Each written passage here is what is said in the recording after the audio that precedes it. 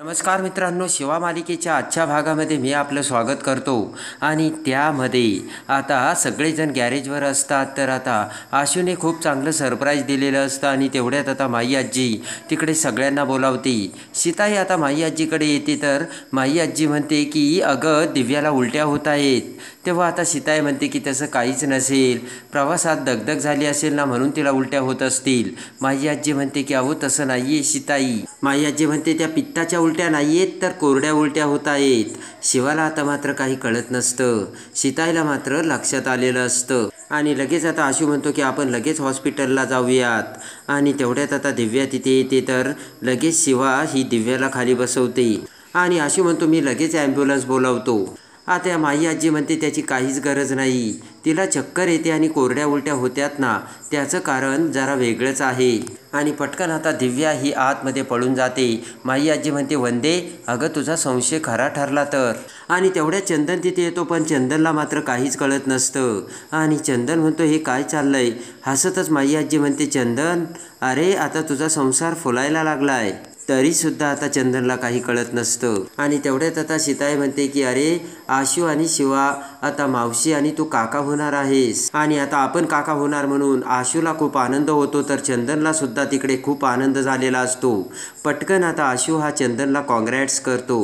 आणि त्यानंतर आता सीताई म्हणते की माई आजी आता आम्ही तुमचं काहीच ऐकणार नाहीये, तुम्हाला घरी आता यावंच लागेल. सीताई म्हणते हे बघा दिव्याला आता आपण या अवस्थेत इथे ठेवूच शकत नाही. आणि त्या दिव्याच्या आनंदाच्या बातमीने माई आजी आणि सगळेजण आता देसाईंच्या घरी आलेले असतात. शिवा म्हणते की मला वाटलं नव्हतं हे असं होईल, पण जे झालंय ना ते अगदी छान झालंय. उर्मिला म्हणते सगळ्यांसाठी मी गोड आणते बरं का. उर्मिला आतमध्ये जाते. कीर्तीचा मात्र आता चेहरा पडलेलाच असतो. आणि त्यानंतर आता कीर्ती विचार करते की नक्कीच काहीतरी गडबड आहे. तेवढ्याच सीताई कीर्तीला म्हणते कीर्ती कसला विचार करते, जा ना उर्मिलाला मदत कर. आणि आता लगेच सगळेजण म्हणतात पण दिव्या कोणत्या रूममध्ये राहणार. पटकन संपदा म्हणते कीर्तीताईची रूम रिकामीच आहे ना, मग दिव्याताई तिथे राहतील. सीताई म्हणते अरे हो, हे तर माझ्या लक्षातच नाही आलं. आणि सगळेजण आता होकार देतात आणि दिव्याला आता कीर्तीची रूम मिळालेली असते. आणि वंदना म्हणते कीर्तीची रूम म्हणजे. तर सीताई म्हणते की ते बाहेरच राहतात, आता आउट हाऊसमध्ये राहतात. आणि तेवढ्यात आता कीर्ती तिथे येते. आणि कीर्ती आता सीताईकडे बघते. तर सीताई म्हणते की आता तुझी रूम दिव्याला देणार आहोत आम्ही, तसंही तू बाहेरच राहते आउट हाऊसमध्ये. तेव्हा ते ऐकून आता कीर्तीला जबरदस्त धक्का बसलेला असतो. आणि त्यानंतर आता पटकन उर्मिलाने शिरा बनवून आणलेला असतो. आणि तेवढ्यात आता दिव्याला शिरा देते. तर माई आजी म्हणते दिव्या तुला चालेल ना. दिव्या म्हणते हो, आता एवढ्या प्रेमाने बनवला तर खाते ना मग मी. इकडे आता राग घेऊन कीर्ती ही किचनमध्ये जाते. सुहास आता कीर्ती पाठीमागे पळतच येतो. कीर्ती एका डब्याचं झाकण उघडू लागते. सुहास म्हणतो की कीर्ती काय झालं, शांत हो. कीर्ती म्हणते की आता ना हे डब्याचं झाकण तुझ्या डोक्यातच घालीन, मी खूप टेन्शनमध्ये आहे. आणि त्यानंतर आता कीर्ती म्हणते की मला शिवा या घरात नको होती, आता तर सगळेच जण या घरात डोक्यावर येऊन बसलेत, आता काय करायचं. कीर्ती म्हणते की ही दिव्या जे काही आहे करते ना ते सगळं तिचं नाटक चालू आहे. मी तुला गॅरंटी देते ती दिव्या प्रेग्नंट वगैरे काहीच नाही आहे. कीर्ती म्हणते की मला माहिती ती सगळं खोटं खोटं करते आणि आपल्या रूममध्ये राहण्यासाठी ती हे सगळं नाटक करते. कीर्ती म्हणते की काय चाललंय आपल्या ह्या आयुष्यात सुहास, आणि मी तर जगदीशला सगळं काही सांगून बसले. आणि त्यानंतर आता सुहास म्हणतो कीर्ती आता तुला जे काही करावं लागणार आहे ते स्वतःच करावं लागणार आहे. कीर्ती म्हणते की मी सगळ्यांचं जेवण अजिबात बनवणार नाही. आणि तेवढ्यात आता बाहेरून सीताई हाक मारत म्हणते कीर्ती अगं झालं का गं जेवण. कीर्तीने आता डोक्याला हात लावलेला असतो. पटापट आता कीर्ती जेवण तयार करू लागते.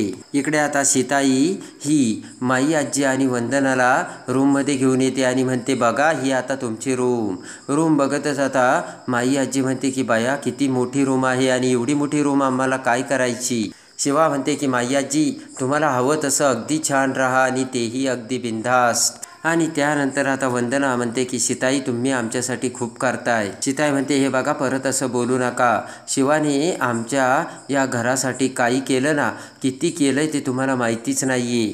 आणि सीताई म्हणते मी हे जे काही करते ते परक्यासाठी थोडीच करते का, आपल्याच माणसासाठी मी हे करते ना. सीताई म्हणते तुम्ही सगळेजण घरी आलात ना, सगळ्यांना खूप बरं वाटलंय. आणि त्यानंतर आता सीताई म्हणते की आणखी एक गोष्ट बरं का, मला तुम्ही हक्काने ओरडायचंय तरच मला पटेल की हे घर खऱ्या अर्थाने तुमचं आहे आणि तुम्ही या घरात खऱ्या अर्थाने हक्काने राहताय. सीताई म्हणते की आणि वंदनाताई तुम्ही सारखे माझे अजिबात आभार मानू नका, बरं जाऊ द्या आता तुम्ही फ्रेश व्हा, बरं हातपाय धुवून घ्या असे आता सीताई सांगते. आणि आता सगळेजण पुन्हा जेवणासाठी एकत्र जमलेले असतात आणि माई आजी वंदना सगळेजण आता जेवायला बसतात. आणि त्यानंतर आता ते सगळे भांडे आता हे टेबलवर आणलेले असतात. ते बघून आता कीर्ती म्हणते की एवढे सगळे भांडे आता मी पुन्हा परत घरात घेऊन रूममध्ये घेऊन नेऊन ठेवायचे का. तर दिव्या आणि शिवा म्हणते थांब मी सगळं करते. तर दिव्या कडे बघत सीताई म्हणते की दिव्या तू नको. शिवा म्हणते मी करते. तर सीताई म्हणते कशाला, कीर्ती आहे ना. आणि कीर्तीला आता खूपच जाम टेन्शन आलेलं असतं. आणि त्यानंतर आता माई आजी म्हणते की आम्ही असं टेबलवर जेवलो नाही. त्यानंतर सगळेजण मग खाली जेवायला बसतात. आशू आता प्रेमाने माई आजीला वाढू लागतो. माई आजी म्हणते की असं तुम्ही तुमच्या हाताने आम्हाला वाढू नका. तेव्हा आता माई आजी म्हणते की तुम्ही कशाला वाढता जावई बापू. तर आशू आता माई आजीकडे बघतो आणि म्हणतो की मला आजी सासूला वाढायचा आता आनंद मिळतोय. आणि आशू पटकन आता सगळ्यांना वाढतो. इकडे आता दिव्या ही कीर्तीच्या बेडरूममध्ये आलेली असते आणि आपल्याला कीर्तीची बेडरूम मिळाली यामुळे दिव्या खुश होते. पटकन आता एसीचा रिमोट आपल्या हातात घेत आता दिव्या ही एसी चालू करते आणि गाणी गुणगुणू लागते. आणि त्यानंतर आता खुर्चीवर बसत दिव्या ही रिमोट घेऊन अतिशय आनंदी झालेली असते. आणि तेवढ्यात आता चंदन तिथे येतो. चंदनला बघताच आता दिव्या पटकन कॉटवर जाऊन बसते. पटकन चंदन आता दिव्याला म्हणतो की दिव्या सॉरी बरं का. दिव्या म्हणते कशासाठी चंदन. चंदन म्हणतो की सॉरी, असं आपल्याला ना दुसऱ्याच्या घरात राहावं लागतं दिव्या. आणि तुझ्या या अवस्थेत आता तुलासुद्धा दुसऱ्याच्या घरात राहावं लागतं. तेव्हा आता दिव्या म्हणते इट्स ओके चंदन. आणि त्यानंतर दिव्या म्हणते बघणारे चंदन आपण विचारही केलेला नव्हता. हे सगळं किती पटकन घडतंय आणि आपला आनंद एवढ्यात द्विगुणित होईल असं सुद्धा मला वाटलं नव्हतं, पण बघ. आणि त्यानंतर आता दिव्या म्हणते की असं नको म्हणू, आपल्या नशिबात बंगलाच आहे चंदन. पण चंदन म्हणतो की तू याची सवय लावून घेऊ नकोस बरं का दिव्या. दिव्या म्हणते की बाळ काय म्हणेल माहिती का, बाबा खूप टेन्शन घेतोय. तेव्हा चंदन तू काहीच काळजी करू नकोस आता. चंदन आता हसू लागतो. आणि तेवढ्यात पाठीमागून कीर्ती तिच्या बेडरूममध्ये येते. पटकन चंदन बाजूला होतो. तर दिव्या म्हणते की कीर्तीताई नॉक करून तरी यायचं ना. तर चंदनकडे बघत आता कीर्ती म्हणते की मी माझ्याच रूममध्ये माझं सामान घ्यायला आली. तर आता दिव्या म्हणते जाऊ द्या ना कीर्तीताई, आता मागचं सगळं झालं गेलं विसरून जाऊयात आणि दोघीही आपण या घरात आता आनंदाने राहूयात. कीर्तीला आता खूप राग येत असतो. आणि तेवढ्यात आता दिव्या चंदनला म्हणते चंदन मला पाणी आणतोस का. आणि चंदनच्या हाती जार देत चंदन आता बाहेर निघून जातो. तर इकडे पटकन कीर्ती आता दरवाजा बंद करून घेते आणि लगेच चुटकी वाजवत कीर्ती आता दिव्यासमोर येते आणि म्हणते तुला तर मी आता सोडणारच नाही. तू हे जे काही नाटकं करते ना ते बंद करायचे, कळलं का तुला. हसतच दिव्या म्हणते काय झालं, मी काय केलंय असं. दिव्या म्हणते आता सगळ्याच गोष्टी घडून आल्या, त्याला मी काय करू. आणि मी तुला सांगितलं होतं कीर्ती मी तुला सोडणार नाही म्हणून. दिव्या म्हणते की मला माझ्याच घरातून काढलं आणि माझ्यावरती डाव रचला. आणि आता शिवा आणि आशूने तुझा डाव तुझ्यावरच उलटवला, त्याला आता आपण काय करू. दिव्या म्हणते की कीर्ती तू काही काळजी करू नको, तुझी या घरातली जागा काय आहे ना ती मला व्यवस्थित समजली. तेव्हा आता इथून पुढे तू माझं ऐकायचंस. दिव्या म्हणते हे बघ मी प्रेग्नंट आहे, तेव्हा माझी काळजी तर सगळीच करतील, पण तू आउट हाऊसमधून तशीच आउट होशील, कळलं का तुला कीर्ती. आणि कीर्तीने फेकून दिलेली तिची सी साडी आता दिव्या कीर्तीच्या हातात देऊ लागते. कीर्तीला जाम राग आलेला असतो. रागाने मोठे डोळे करत कीर्ती आता दिव्याकडे बघत असते. आणि त्यानंतर इकडे आता शिवासुद्धा बेडरूममध्ये येऊन बारीक चेहरा करून बसलेली असते.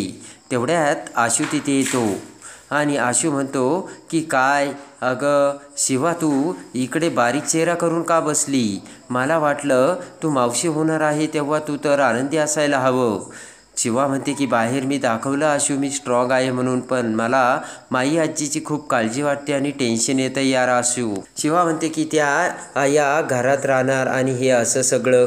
तर आता आशू म्हणतो की तुला कसलं टेन्शन आलंय शिवा. शिवा म्हणते की हे बघ आता सगळेजण इथे या घरात राहणार, सगळीकडे गर्दी होणार, तेव्हा कुठेतरी काहीतरी गडबड तर होणारच ना, त्याचं जाम टेन्शन आलंय मला आशू. आशू म्हणतो हे बघ शिवा इतके दिवस तू माझी फॅमिली सांभाळतेस सगळ्यांसाठी आणि सगळ्यांचं तू सगळं काही करतेस. आणि आशू म्हणतो मी सुद्धा तेच करतोय.